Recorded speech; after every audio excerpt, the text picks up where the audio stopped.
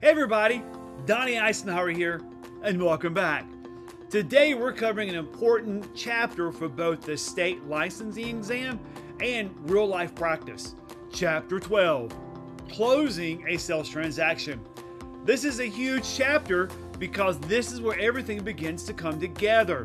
We're talking about due diligence, closing attorneys, TRID timelines, RESPA, closing disclosure, proration, excise tax, interim interest, and debits and credits.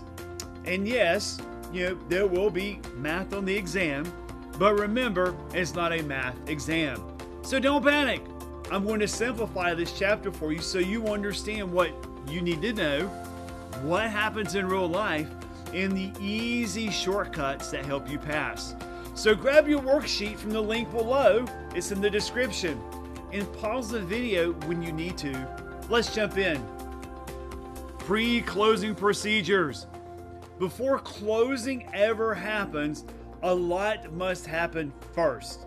The contract lays out the responsibility for both the buyer and the seller. And one big point here is that the buyer and the seller's duties are clearly stated in the offer to purchase and contract.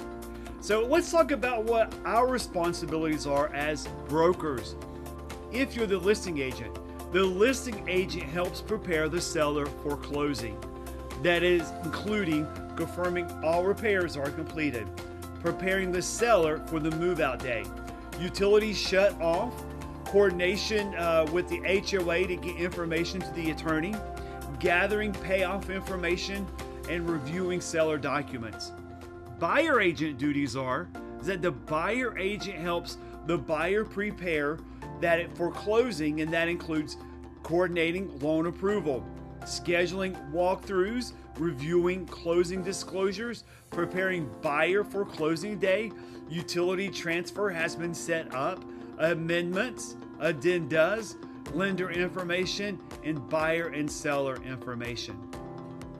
We also want to understand due diligence. This is huge in North Carolina. So remember, the buyer investigates the property during the due diligence period. That includes inspections, septic reviews, surveys, insurance, HOA documents, zoning concerns, repair negotiations, and other items during the due diligence period that need to be done. One major concept to remember is that if the buyer terminates after the due diligence period, that buyer loses both the due diligence fee and the earnest money deposit. This is a big point to remember. Let's talk about insurance and flood insurance. Buyer needs insurance before closing. Important terms would be hazard insurance, flood insurance, FEMA floodplain, and then CLUE report. A CLUE report shows prior insurance claims on the property.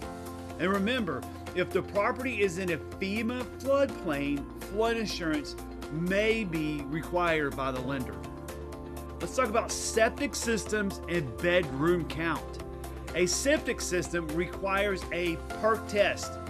PERC test, or PERC, is short for percolation test, that determines if the soil is suitable for a septic system.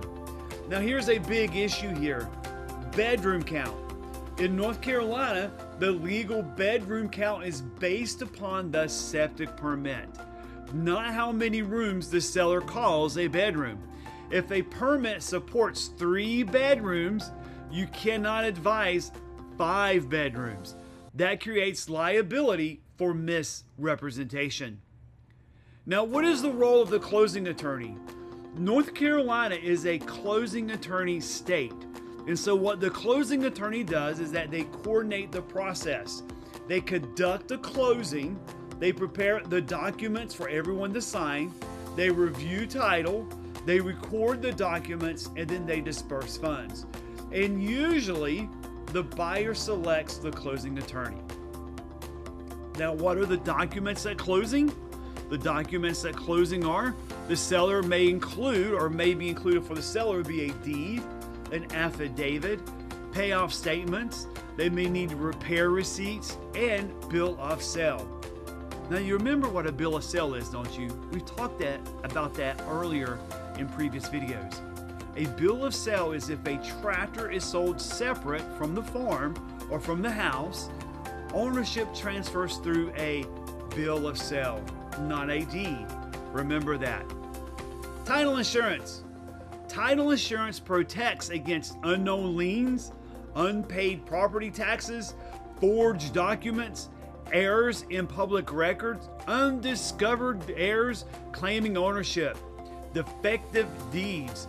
There are two types of title insurance. There's a lender's policy that protects the bank.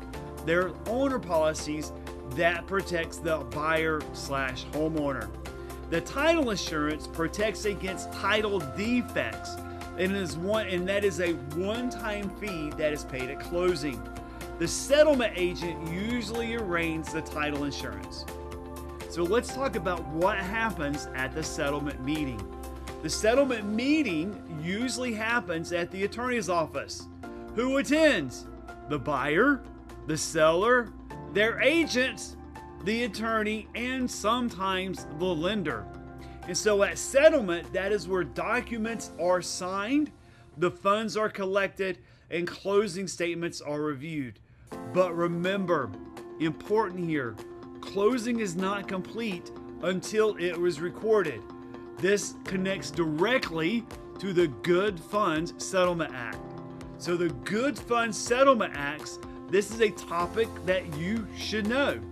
North Carolina says funds cannot be dispersed until the deed is recorded and the deed of trust is recorded. That means, when does a broker get paid? After recording of the deed. Not before, but after. So at times, there may be a delay in settlement. In North Carolina, the settlement date is not automatically time is of the essence, a drop dead date. The contract allows for a 7-day delay. So the contract remains enforceable for 7 days after the scheduled closing date. Now, what if someone needs a power of an attorney?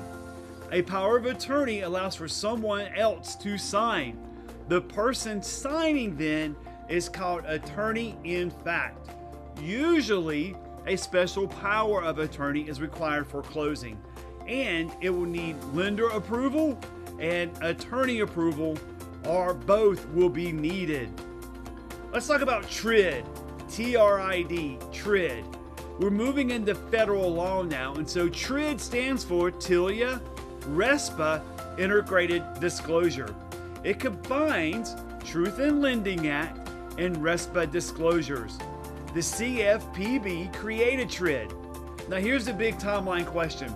The lender must provide the loan estimate, or you may hear it called LE, loan estimate, within 3 days of loan application. And yes, Saturday counts as a business day. Let's talk about closing disclosure timeline. The borrower must receive the closing disclosure 3 days before closing is consummation. The federal law, if you get any questions asking if the buyer receives a CD on Monday, earliest closing date would be? The answer would be Thursday. That is because Tuesday is day 1, Wednesday is day 2, and Thursday is day 3. That's the day they would close.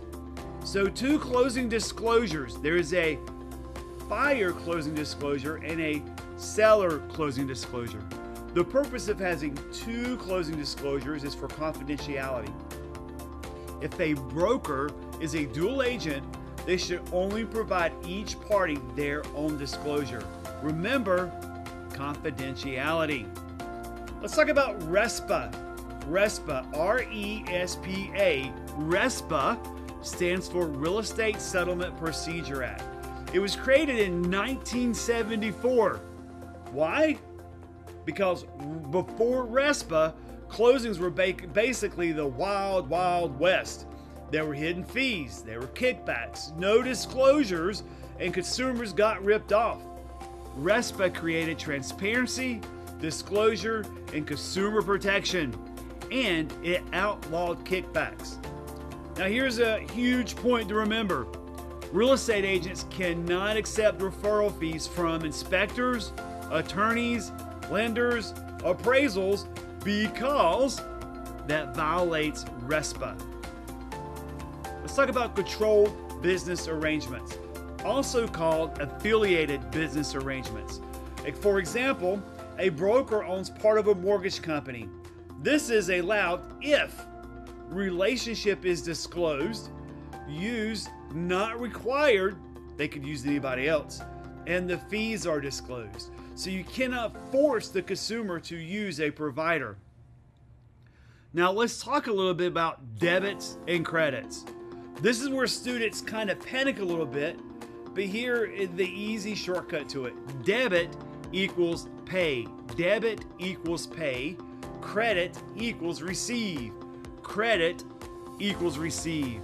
And so another shortcut is debit the party who pays, credit the party who receives. That will solve most of your questions for you. So let's talk a little bit now about excise tax.